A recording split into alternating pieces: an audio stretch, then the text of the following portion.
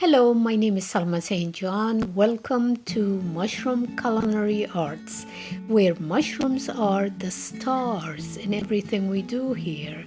Mushroom recipes, preservation methods, culinary history, health benefits, research, and much, much more.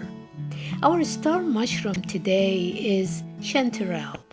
Its binomial name is Cantharellus, which comes from the Latin name cantharus, or the drinking vessel, because this mushroom looks like a wine glass. It's also described as a funnel. Chanterelles have several species that come in a variety of colors.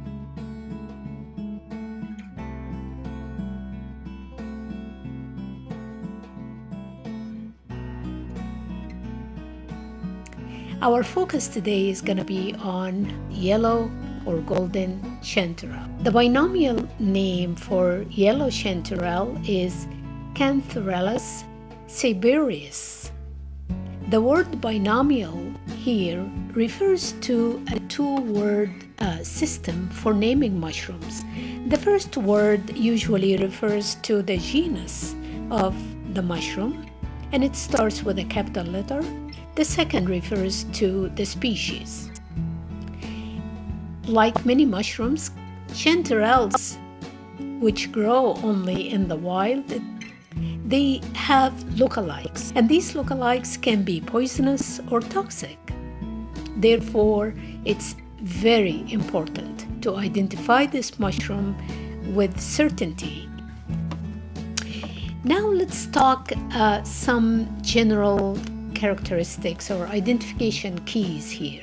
If we look closely at yellow or golden chanterelle, we examine the undercap, and we can see that there are no true gills. What we see actually are ridges, and they are repeated ridges, and they are wrinkled and forked. The color is bright yellow or golden, and they fruit out of soil. They don't grow on wood and are found on the forest floor near trees because they have a symbiotic relationship with trees.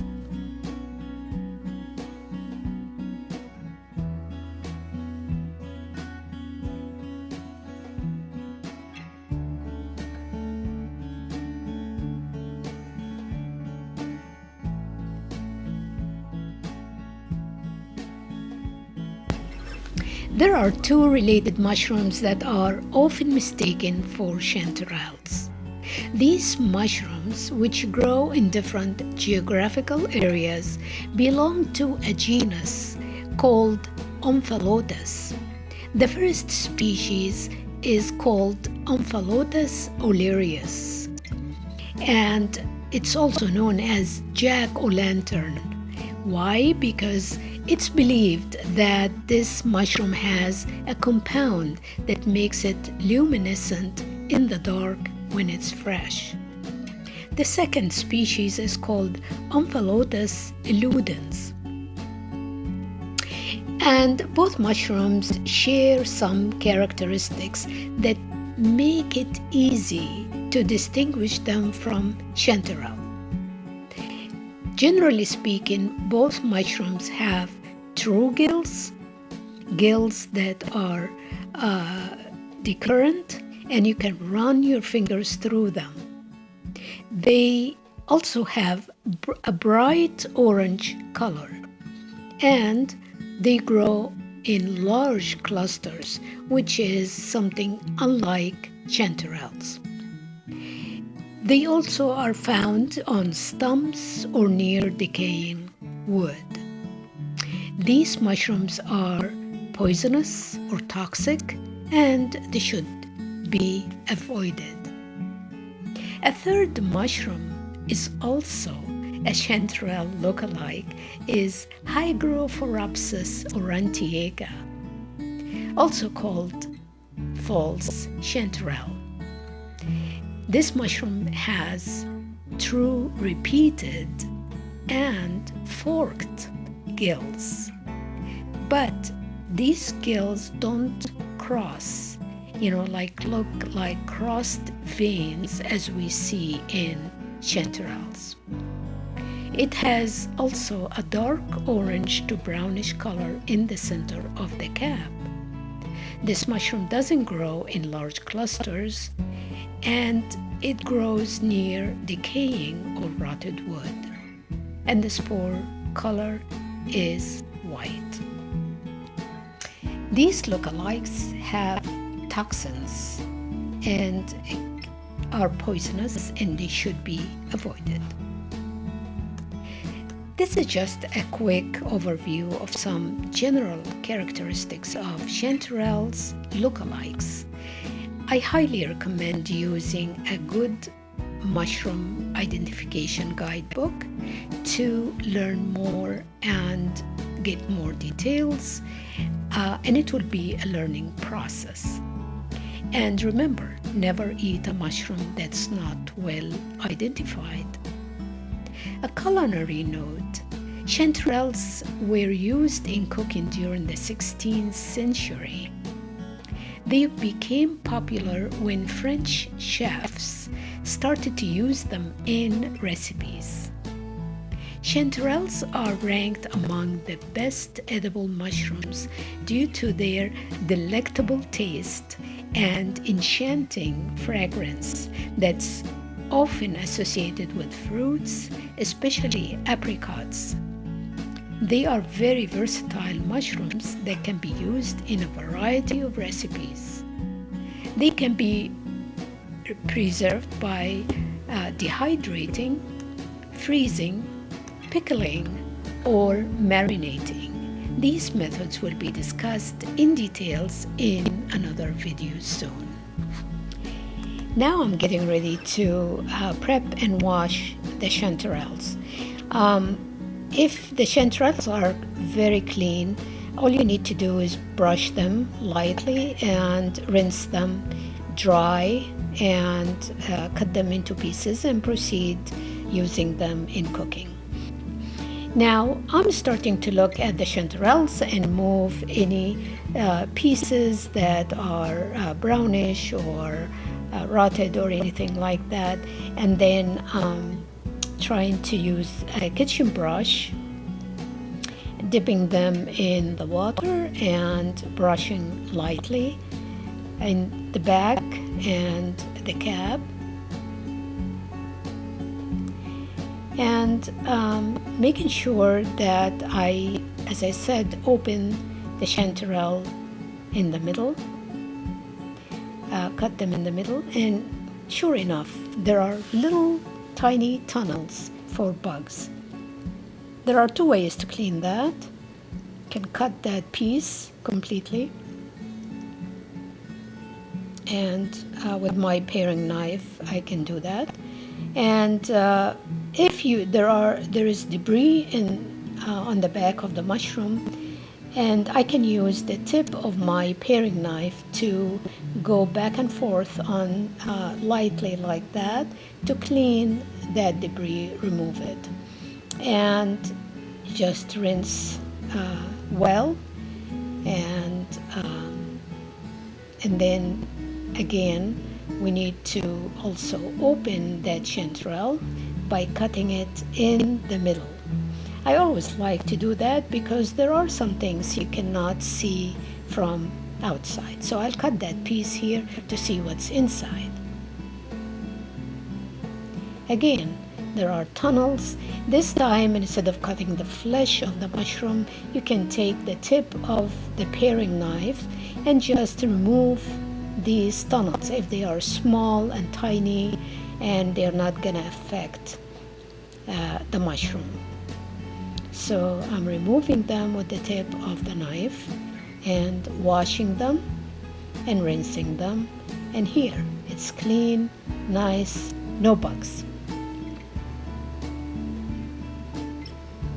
Now all the mushrooms are clean. I put them on a piece of paper towel, and I actually dried them twice by just pressing the paper towel on top of the mushroom. Press gently and do that a couple of times, and then wrap them in a paper towel again and place them in a plastic bag and let them sit in the fridge until you are ready to use them. The dish we are making today is a white pizza with chanterelle mushrooms and fresh mozzarella and basil, fresh basil.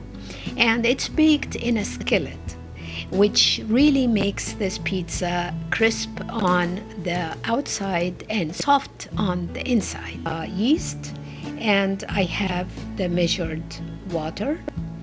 And the key here is to any success is to have the right temp for your water, and it should not be too hot. It should be between 95-97 max.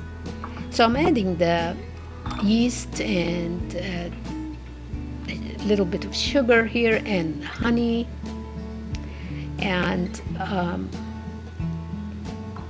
I'm gonna dissolve the honey, and I'm gonna use a whisk to help me dissolve the honey and also add some air to the yeast mixture. And I'm gonna let this sit for a few minutes, 4 or 5 minutes, and it will start making being happy and make it to rise a little bit. Now I'm adding a little bit of the milk or the half and half. I prefer half and half, and it should be also room temp or a little bit warm. So I'm adding this to the dry ingredients, and all I'm doing here is just blending the dry mixture, the dry ingredients with the wet ingredients. I'm not really stretching or trying to knead the dough or anything, just mixing. And the dough right now should be very, very soft and sticky. And this is the way you want it. If it's not soft and sticky, it's not gonna be soft and chewy. Now I'm gonna use a clean bowl here for to use this to rise my dough. Adding my olive oil, and I'm gonna spread that on the walls of this bowl. And as I said, the dough should be very sticky, but once you have your fingers covered with the oil, it will be easy to grab this, and it's so soft and sticky. Yes, so you're dropping this in the bowl and then turning it the other way or turning it around, and then just covering it and let it sit, and nature will do its work until the morning, and should be between 10 to 12 hours. So if I start this at 9 o'clock in the evening, here is what I find at 9 o'clock in the morning, and I'm ready to have this beautiful dough ready to make my pizza. It's a it's highly hydrated dough, and a key here is to use very minimal amount of flour. And as you see, it's not really sticky at all because I am using just a little bit of amount of flour, and I'm also mixing it with the flour on the surface here. And actually I'm cutting this in halves because I made 2 recipes for this video, but in the recipe description you have it only for 1 pizza, so it will be only 1 bowl. So I'm trying also to grab the ends of this, make sure that they are kind of closed, the end of that ball. Okay, and I'm kind of pushing on the side a little bit, and that's it. No kneading, no hard work, everything is done for you. Now I shaped my bowl, and I'm gonna put it in on a piece of parchment paper sprinkled with flour, and I'm gonna cover them and let them proof for a little bit for about 20-25 minutes until I make my stuffing for the pizza. Now I'm making some garlic infused oil for brushing the crust on the pizza, which is really good. You can also roast the garlic if you don't want a very strong garlic taste. And you will leave this for a few minutes, or you can make it ahead of time and leave it for maybe a few hours or something. Now I'm adding some olive oil, about a table and a half or something, and I'm just sweating this red onion. And then I'm adding the mushroom here. Shiitake is very good when it mixes with chanterelle. I tried this recipe before with chanterelles only, and it was kind of too strong, if you know what I mean. It was just too much. But this combination is perfect, and they mix and mingle together, and they lend themselves to each other very, very well. I'm adding my salt and pepper and my spices and herbs, as you see in the recipe.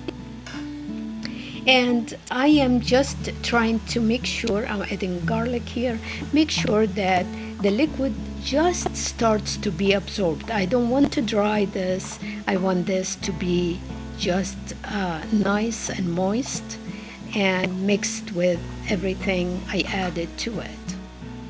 And since I'm using frozen chanterelle, it will be a little bit moist.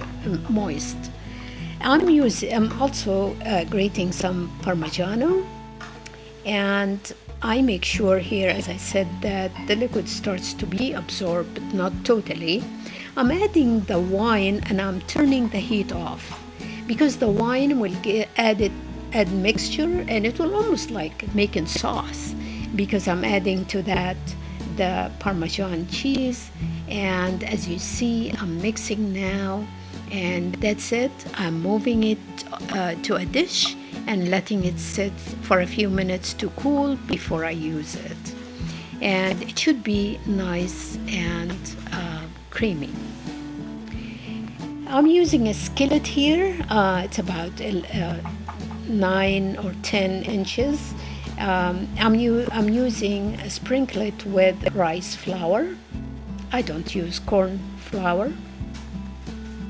And now I have one of these pizza balls, and I'm going to use this to make my crust. As I said, you can use some flour here, but a trick here to help you is to use parchment paper. It helps you, the non-stick surface helps you lift the dough easily. And as I said, just use the flour sparingly. You want to leave the dough as soft as possible. Stretch the sides a little bit and make sure that it's even and not thick on one side and not the other. And the dough should be very flexible right now, and soft, and it should be easy to put in the skillet. Now I'm gonna brush the skillet with the garlic infused oil, and I'm brushing also the sides of the skillet to make the pizza crispy. Now I brushed as much as you want. You can put too much or too little. And now I'm pressing the sides so that it makes a little bit edge and against the skillet. Now I'm adding my pizza spices. These are typical Italian pizza spices. They have the red pepper, red chili flakes, they have oregano. If you don't have that typical Italian pizza spices, you can use just some oregano and some salt and pepper, some garlic, whatever you like. And I'm adding also some Parmigiano, and then I'm gonna add the mushroom filling. And I like to make it thick and actually push it to the very edge of the mushroom, of the pie. Now I'm using organic mozzarella cheese, and you can use any mozzarella you like. This is really good. And I spread here my fresh basil, and I'm just sprinkling some olive oil on the sides, especially and on the cheese. And this is gonna heat for a few minutes on the stove for about 4 minutes, medium heat, and then I bake it in 500 degrees for 20 minutes, and voila, it's delicious, crispy, and soft.